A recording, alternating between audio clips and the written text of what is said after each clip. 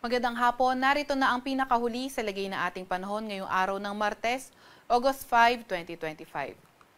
Narito rin ang ating pinakahuling satellite image kung saan may minomonitor nga tayong low pressure area sa loob ng ating Philippine Area of Responsibility. Kanina alas 3 ng hapon, ito ay huling namataan sa layong 570 kilometers silangan ng Virac, Catanduanes. Itong low pressure area na ito, nakikita nga natin na posibleng lumapit o hindi kaya tumawid sa landmass ng Luzon area. Nakita nga rin natin na mababa pa naman ang tsansa nitong low pressure area na ito na maging ganap na bagyo in the next 24 to 48 hours.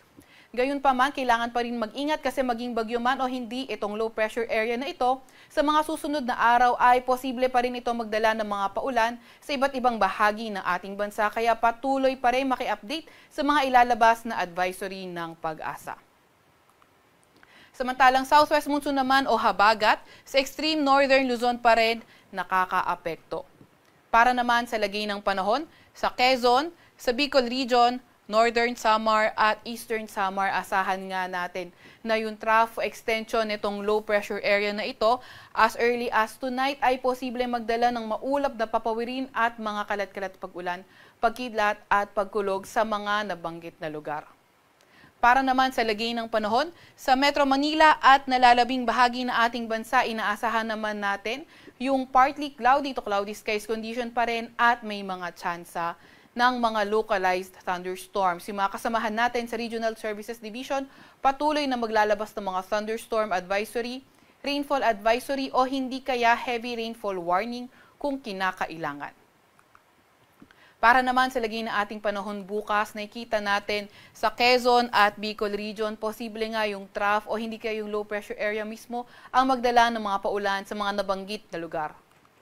Sa Metro Manila naman at nalalabing bahagi ng Luzon, fair weather condition pa rin ang ating inaasahan at may mga tsansa pa rin ng mga localized thunderstorms. Nabanggit nga natin kanina na sa extreme northern Luzon na lang nakakaapekto ang southwest monsoon o habagat, kaya sa mga areas na hindi apektado ng trough ng low pressure area ay posible pa rin makaranas ng mainit at maalinsangang panahon umaga hanggang tanghali at pagdating nga ng hapon tumataas ang mga tsansa ng mga thunderstorm. Agwat ng temperatura bukas sa Metro Manila at Tuguegarao ay 26 to 34 degrees Celsius. 17 to 24 degrees Celsius sa may Baguio, 25 to 32 degrees Celsius sa may Lawag, 25 to 32 degrees Celsius sa may Legazpi at 30 to 24 degrees Celsius naman sa may Tagaytay. Agwat ng temperatura bukas sa may Puerto Princesa ay 25 to 33 degrees Celsius at 26 to 33 degrees Celsius naman sa may Kalayaan Islands. Para naman sa lagay ng panahon bukas sa Visayas at Mindanao, nakikita natin Eastern Visayas, posible nang maging maulan dulot ng trough o hindi kaya ng low pressure area mismo.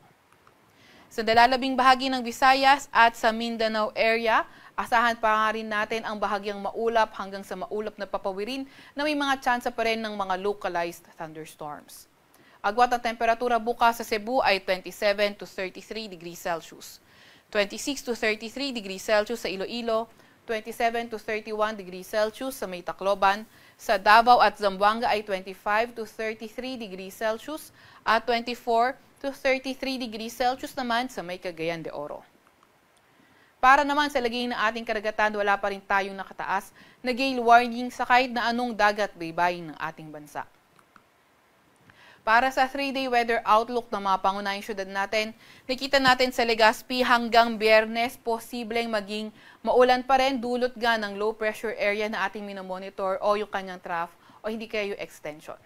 Pero pagdating ng Sabado o pagdating ng weekend, posible na nga gumanda o mag-improve yung panahon sa lugar na yan.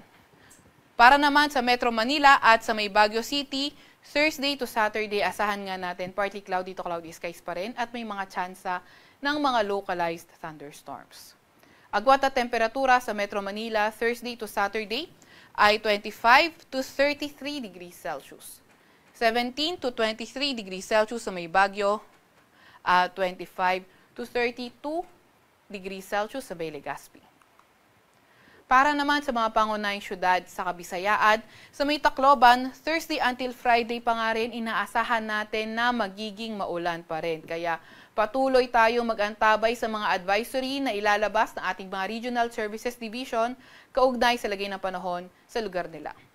Pero pagdating nga rin ng Sabado o pagdating ng weekend, nakikita natin yung pagbuti ng panahon sa kanilang mga lugar. Sa Metro Cebu naman at Iloilo City, Thursday to Saturday patuloy pa nga rin ang fair weather condition with chances pa rin ng mga localized thunderstorms. Agwat ng temperatura sa Metro Cebu, Thursday to Saturday, 26 to 33 degrees Celsius. 25 to 33 degrees Celsius sa may Iloilo City at 26 to 32 degrees Celsius sa may Tacloban City. Para naman sa mga pangunahing syudad sa Mindanao area, sa Metro Davao, Cagayan de Oro at Zamboanga City, Thursday to Saturday, wala naman tayong nakikita mga weather system na magdadala ng pangmatagalan o pangmalawakan ng mga pag-ulan. Kaya asahan pa nga rin natin mga tsansa lamang ng mga thunderstorm yung ating babantayan tuwing hapon at gabi.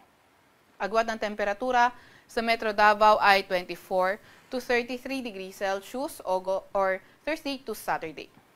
24 to 33 degrees Celsius sa may Cagayan de Oro at 25 to 33 degrees Celsius naman sa Bay Zamboanga City. Sa Kalakang Maynila, ang araw ay lulubog ng 6:23 ng gabi at sisikat bukas ng 5:41 ng umaga. Huwag magpapahuli sa update ng Pag-asa. I-follow at i-like ang aming X at Facebook account, DOST_Pag-asa o DOST-Pag-asa. Mag-subscribe din sa aming YouTube channel, DOST Pag-asa Weather Report. At para sa mas detalyadong impormasyon, bisitahin ang aming mga website pag-asa.dost.gov.ph at panahon.gov.ph. At yan nga po muna pinakahuli sa lagi ng ating panahon. Mula sa Weather Forecasting Center ng Pag-asa, Veronica C. Torres nag-uulat.